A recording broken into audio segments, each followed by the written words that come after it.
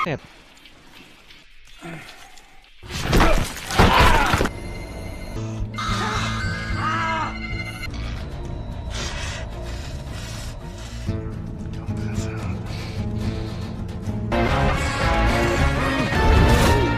Oke,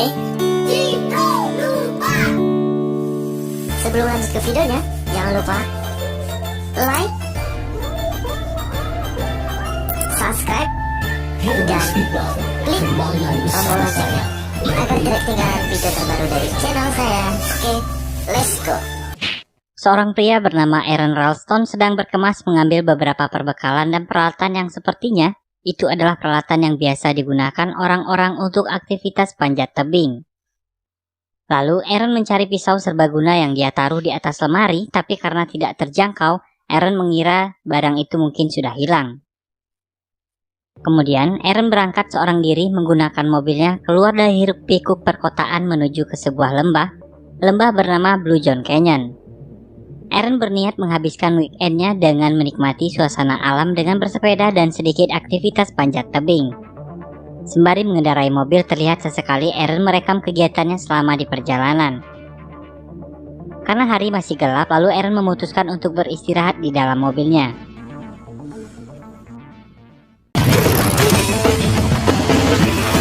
Keesokan pagi di hari Sabtu, Aaron mulai memacu adrenalinnya dengan bersepeda ke sana kemari di tengah hamparan padang tandus yang luas.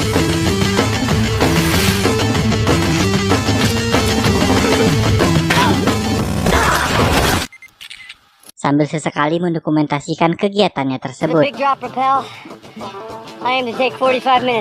Dirasa cukup, kemudian Aaron memutuskan untuk menyimpan sepedanya dan berjalan perlahan menyusuri tebing-tebing di perbukitan.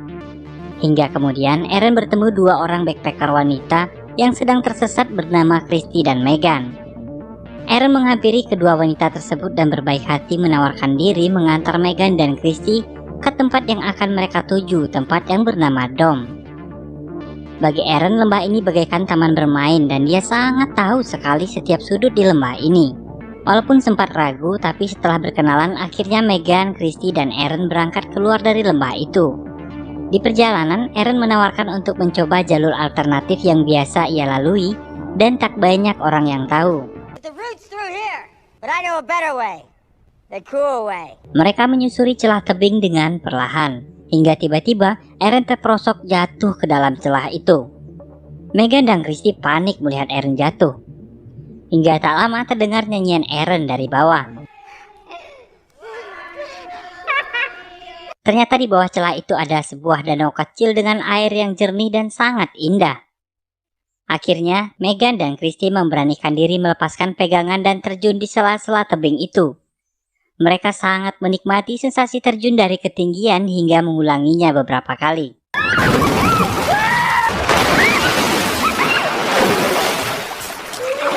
Setelah cukup menikmati kesegaran danau tersebut, Aaron kembali menuntun mereka pulang.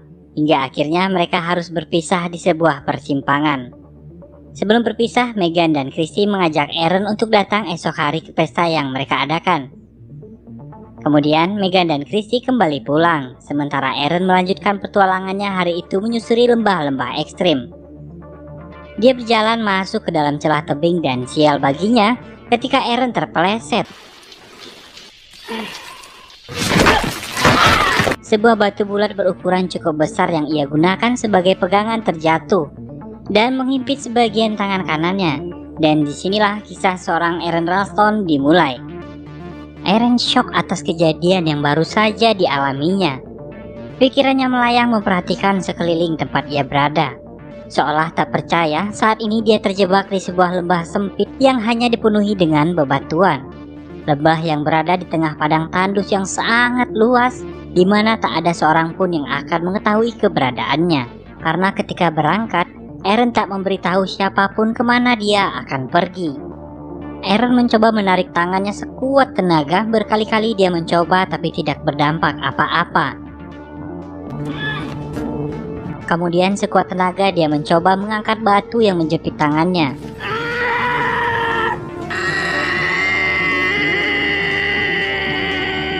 Batu itu terlalu besar untuk dapat dia angkat. Lalu Eren memutuskan untuk membentur-benturkan badannya. Dia mencoba berkali-kali, tapi hal itu juga tidak membuat batu itu bergerak. Eren mulai panik. Dia mulai kesal dan frustasi. Dia mencoba menenangkan dirinya dan berteriak sekuat-kuatnya memanggil Christy dan Megan yang mungkin masih tak jauh dari sana. Christy! Megan!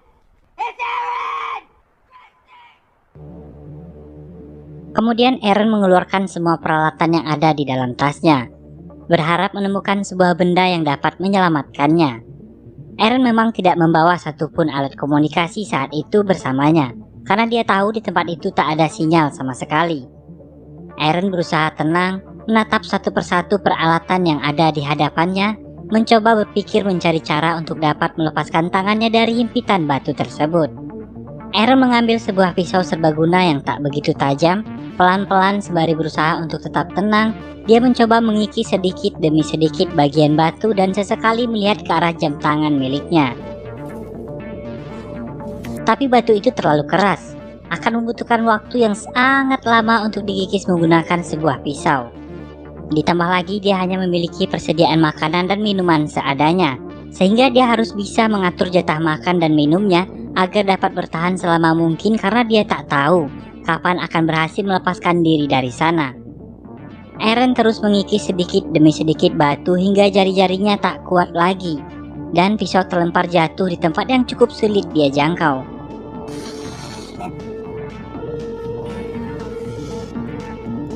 Menggunakan sebatang kayu yang dijepitkan di kakinya, setelah beberapa kali percobaan akhirnya dia berhasil mendapatkan kembali pisau tersebut.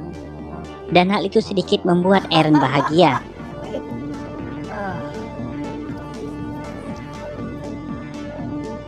Berjam-jam telah berlalu. Eren terus mengikis sembari menghemat perbekalan air yang dibawanya.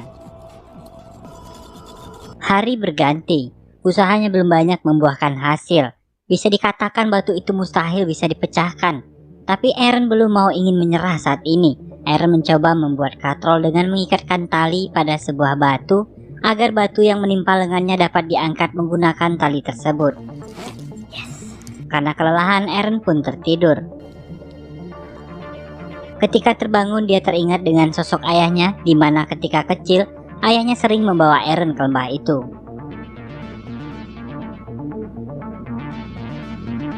Kemudian Eren membuat sebuah rekaman yang mendokumentasikan dirinya saat ini yang sedang terjebak di celah batu Blue John Canyon. Dalam rekaman itu Eren berpesan bagi siapa saja yang menemukannya nanti ketika ia tak selamat. Eren meminta agar rekaman tersebut diberikan pada orang tuanya.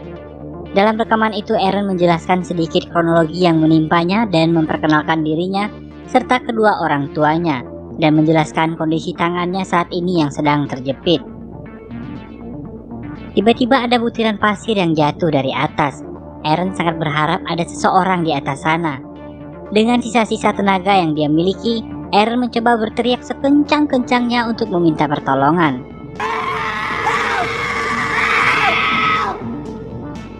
Tapi sepertinya itu hanyalah butiran pasir yang terbawa oleh kerasnya angin atau ulah hewan yang berlalu lalang di atas sana.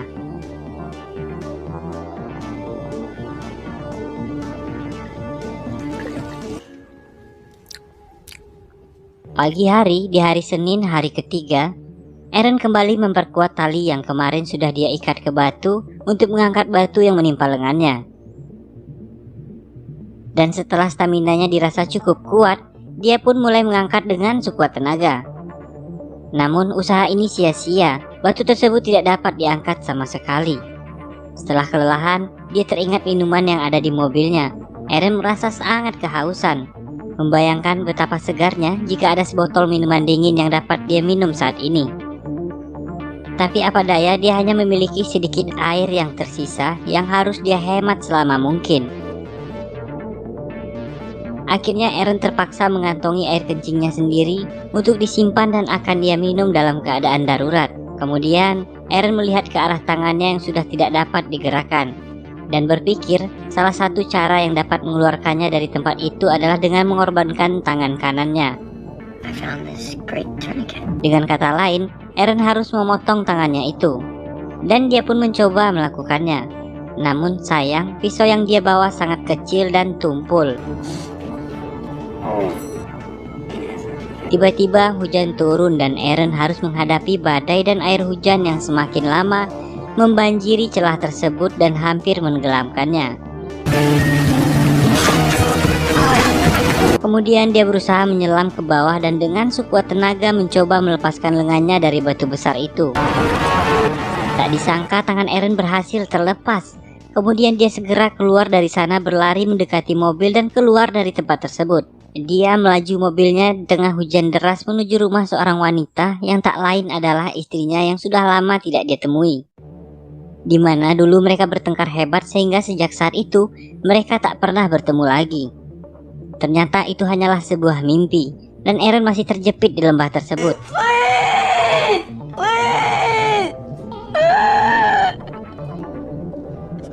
Hari kembali berganti. Sudah 4 hari Eren terjebak di sana. Di hari Selasa tersebut, Eren kehabisan persediaan air dan merasakan sakit di bagian jantungnya. Kemudian, Eren memberanikan diri untuk menusuk lengannya menggunakan pisau tumpul itu. Saking laparnya, dia sampai mencicipi darahnya sendiri. Dan di keesokan harinya, tepat di hari Rabu, hari kelima semenjak Eren terjebak di lembah itu, Eren yang sudah kehabisan air terpaksa meminum air kencing yang telah dia simpan sebelumnya. Di hari tersebut dia mengukir hari dan tanggal kematiannya. Eren sudah membayangkan kematiannya pada hari itu. Pada detik-detik terlemah dalam hidupnya, Eren membayangkan kehadiran orang-orang yang menyayanginya, orang-orang yang selama ini dia abaikan, berkumpul bersama orang-orang terkasih yang sudah lama tidak dia temui. Dan hal itu membuatnya kembali bersemangat untuk berjuang bertahan hidup dan segera keluar dari sana. Tulang adalah bagian terkeras dalam tubuh manusia, dan itu adalah kendala bagi Eren untuk mematahkannya. Kemudian dengan sekuat tenaga Eren berusaha mematahkan lengannya yang tertusuk pisau tersebut dengan menggerakkan tubuhnya. Hingga akhirnya dia berhasil mematahkan tulang lengannya itu. Eren sudah muak berada di lembah itu dan dia sudah tidak tahan. Selanjutnya, Eren harus memotong daging lengannya dengan pisau yang kecil, yang kita tahu pisau itu pun sudah tak tajam sama sekali. Tapi operasi pemutusan lengan itu harus tetap dia lakukan. Anjir, ngebayangin dia mutusin tangan tanpa bius tuh gimana itu. Sedikit demi sedikit, Eren mulai memotong daging lengannya perlahan. Ketika harus memutuskan urat nadi, Eren harus terhenti karena rasa sakit yang luar biasa. Rasa sakit yang menyetrum sampai ke ubun-ubun kepala.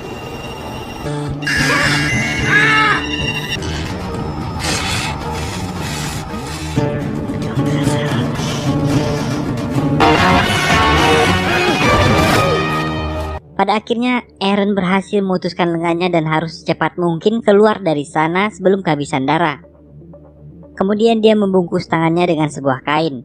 Dan sebelum pergi, Eren mendokumentasikan tempat paling kelam dalam hidupnya, yang sampai kini kita yang mendengar ceritanya saja sudah pasti bergidik, membayangkan rasa sakit dan ngilu saat mematahkan tulang dan mencabik-cabik daging untuk memutuskan sebuah tangan.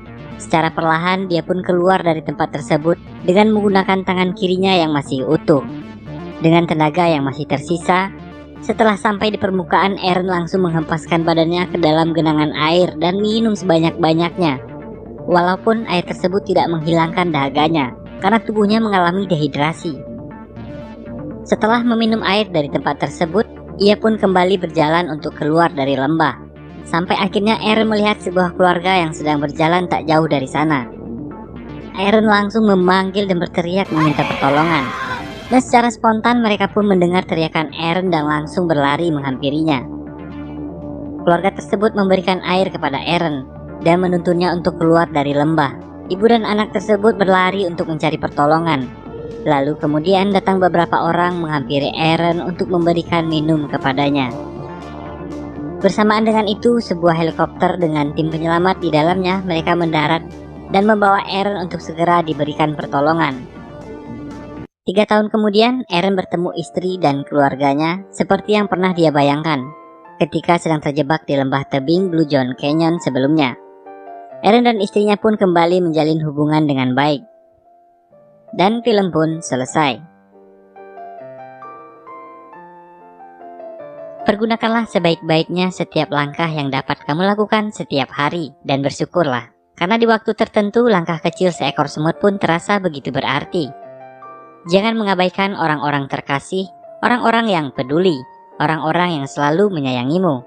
Selagi ada waktu, ada kesempatan, berbicaralah dengan mereka. Walaupun hanya sebatas menjabat tangannya saja, karena kita tak pernah tahu apa yang akan terjadi keesokan hari. Dan penyesalan akan selalu ada di akhir cerita. Masalah dan situasi terburuk pasti akan datang pada setiap manusia agar lebih dewasa dan lebih bersyukur atas apa yang kita miliki. Hidup adalah perjuangan, dan tak jarang sebuah perjuangan membutuhkan pengorbanan. Terkadang kamu harus mengorbankan sesuatu yang paling berharga dari bagian hidupmu untuk mendapatkan takdir yang sudah menunggu. Tapi percayalah, baik dan buruk semua akan ada hikmahnya. Baiklah, mungkin hanya itu saja yang bisa saya ceritakan hari ini. Jika kamu suka dengan video ini, silahkan klik tombol like yang ada di bawah. Dan jika kamu suka dengan video-video di channel ini, silahkan klik tombol subscribe yang ada di pojok kanan bawah, kemudian nyalakan loncengnya. Kalau udah, saya ucapkan terima kasih.